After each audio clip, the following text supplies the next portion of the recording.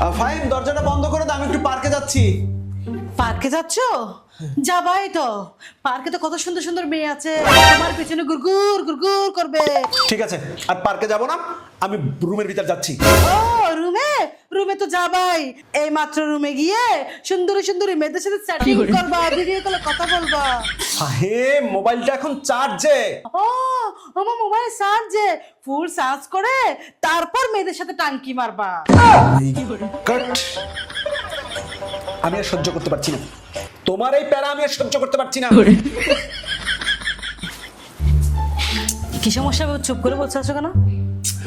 ফাহিম কথা বলো না তো, তোমার কথা শুনে আমার মাথা ভন ভন করে ঘুরছে, মাথা যন্ত্রণা করছে। হ্যাঁ, মাথা তো যন্ত্রণা করবে, কারণ বিভিন্ন রকম মেয়েদের চিন্তা ভাবনা ঘুরে না মাথায়। মেয়েরা তোমাকে টেনশন দেয় না, এর জন্য তোমার মাথাটা ঘুরে। আচ্ছা বাদ দাও, আসো মাথাটা টিপি। না, মাথা টিপতে হবে না। কেন? মোবাইল টিপবে? ও আমি কি এই কথা বলেছি? আচ্ছা ঠিক আছে, যাও মোবাইলটা নিয়ে আসো, মোবাইলটা টিপবো। এটাই ছিল তোমার মতলব, তুমি বসে বসে মোবাইল টিপার জন্যই এসব বাহানা করছো। ও আল্লাহ, তুমি আমাকে বাঁচাও।